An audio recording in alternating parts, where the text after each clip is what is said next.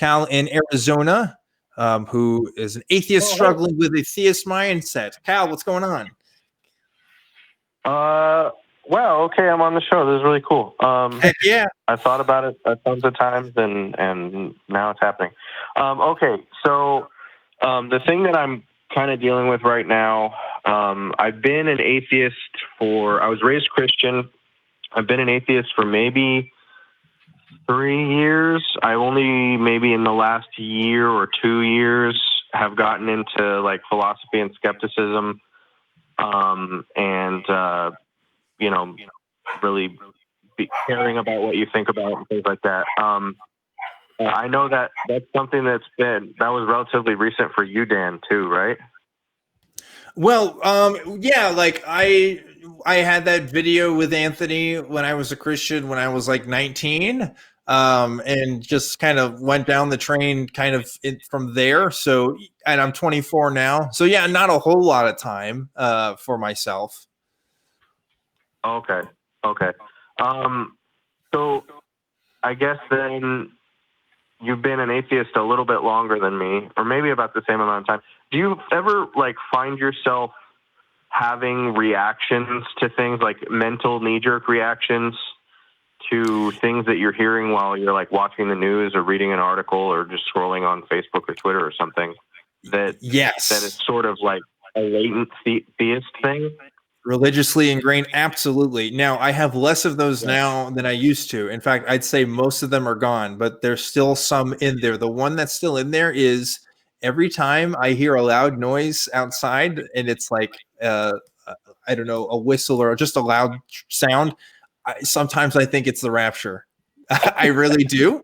And that's not like, it's funny, but it's also not, because it's totally a thing in me that I get a little nervous about.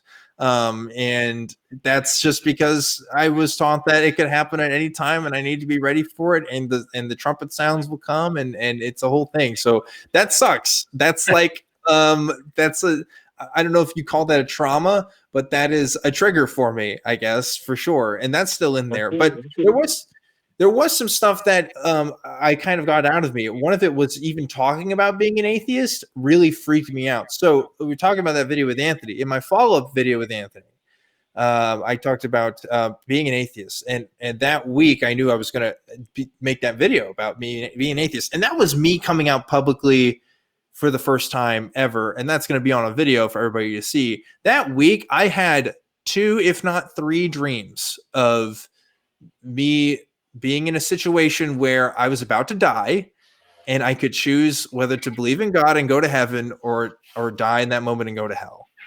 And I remember several times waking up in a cold sweat because I was so scared that this was it. Like I am kind of surrendering my, God beliefs, and I'm officially calling myself this label, this taboo label that I wasn't supposed to talk about or is definitely not identify with.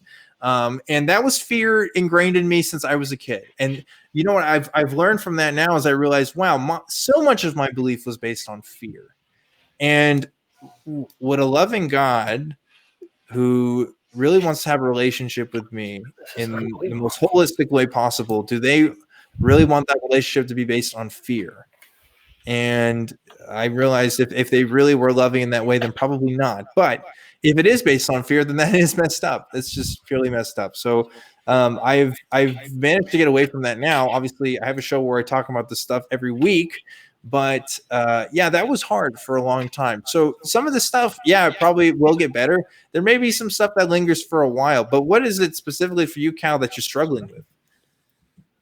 Well, I mean, I guess I just notice them and I have to correct them in the moment. They're really small things, and they're not always even related to theism. Sometimes it's political stuff, because I was raised super conservative. I was like a libertarian for a lot of, like a alt-righty libertarian for a lot of the years after high school. I'm 26 now.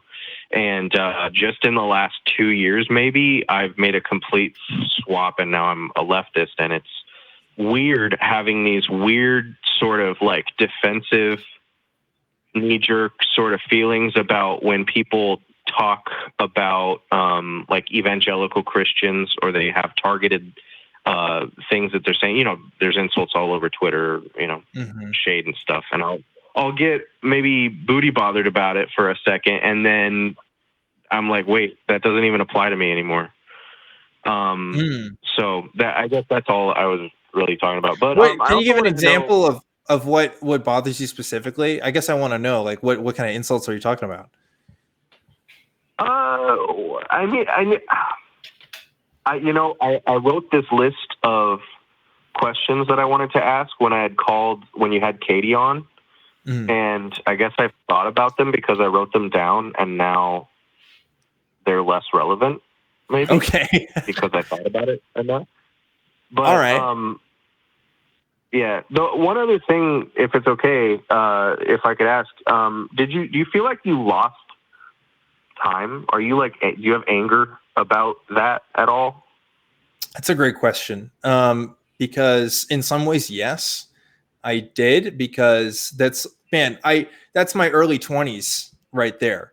I could have been out having a great time with friends, just doing whatever the hell I wanted. And instead I was stuck in my room late at night, reading the Bible, trying to figure out shit about life, and trying to make a square peg fit in a round hole, you know? And I spent years of my life doing that. And I wish I didn't have to. But then I also think about the people who didn't figure this shit out until they were like 40 or 50, and they did it without like the internet, and couldn't connect with other people with their experiences online and stuff. And I'm like, holy shit, I'm glad I at least figured this out, you know, as young as I am. And I'm at least thankful for that. But one thing I also think about too, is I'm doing this show now in kind of a way to give back time for other people, you know, like for all the kids that I used to evangelize to, children that I told was this truth, I can now tell other people, hey, this isn't true anymore. And maybe I can kind of, you know, reverse that process a little bit. So I'm thankful that I have the opportunity for that. But, you know, I try not to think about it too much. I try to just move on and do what I can with the rest of my time for as long as I have it, because now that I know that it's limited, I can make the most of it. Because there was a time where I thought, yeah, like, this is cool, but heaven's going to be better. So even if I don't have the best time here on earth, it's going to be worth it in the end. And now it's the opposite. It's like, well, better make the best of it now, because I don't have that time afterwards. So yeah, it's all about perspective. I remember one time being in church as a kid, and I remember I had a lot of, it was, I guess, a consistent level of fear, like constantly like worried, like, oh, did I pray to have God forgive me of my sins recently enough? Because if he comes back in 5 minutes, am I going with him or not, kind of thing.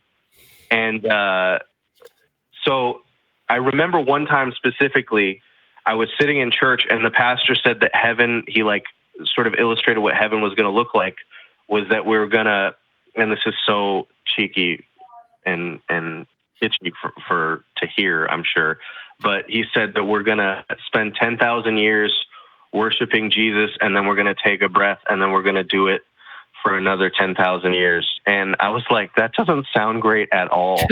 Yeah, that kind of sucks. Yeah. Oh yeah. Yeah. And like, this is why religion is child abuse. Mm-hmm. No, yeah. Honestly, that's one thing that I've been struggling with. I'd love to talk about the antinatalism thing, but I know there's not a ton of time. But I do have a son, a 5-year-old son, and I have lots of family.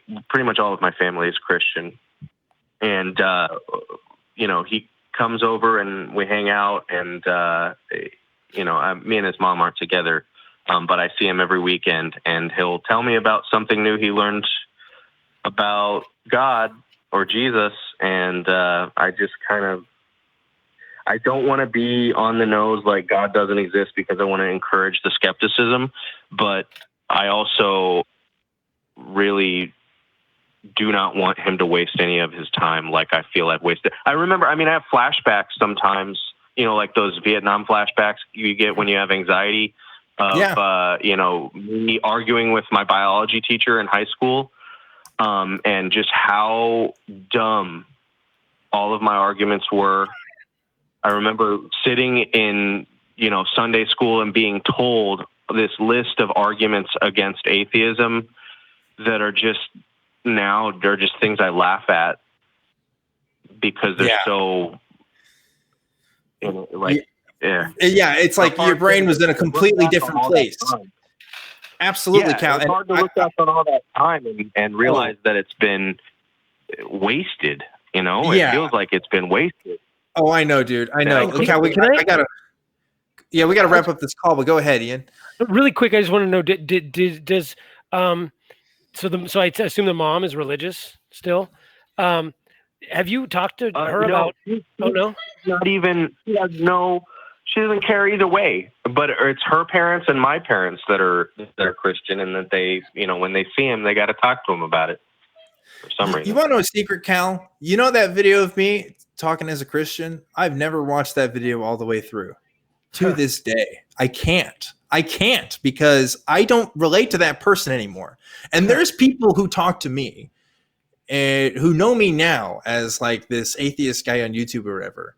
And then they watch that video and they're like, that's not you. That's somebody else. I've gotten that reaction so many times from people because they just cannot believe it. And I can't believe it myself sometimes, just the transition there. Yeah, it's like you're a totally different person. And it's so hard to relate to people who don't have those experiences. So like 50 years from now, Cal, I think people will look at our experiences and they'll say that that's child abuse straight up. And there won't be any question about it. There won't be any controversy. But for now, it's just something that we have to keep talking about until more people see it for the issue it is. But Cal, I'm really glad you got to talk to us, and hopefully we could give you some comfort in your, let's call it what it is, religious trauma, right? So I'd love to hear from you again, especially talking about anti-natalism. By the way, again, just point out, just because you have kids, I don't think that means you did something immoral. Like it's a little more complicated than that. That's another thing too, but that's for another day. Cal, thanks again for calling in. Really do appreciate it. I think we should give it a name. PRSD, post-religion stress disorder. Ian, I gotta tell you, those are my favorite. The calls that I just have with Cal is some of my favorite kind of calls because one, it gives me a chance to reflect on my own experiences, but it also tells me I'm not alone in that, and that other people who hear that are not alone as well. There's so much to be said about this stuff, and if anybody were to ever call me and say, Dan, you weren't ever a real Christian, like this is, you didn't actually believe, yada, yada, whatever. I would take calls like Cal and I would take other calls like his and just put all that together and say, these people's experiences, these were my experiences. And if that's not what being a Christian is, then I don't know what being a Christian is. Yeah. Because this is so common. This is so common amongst the spectrum of people. It's ridiculous.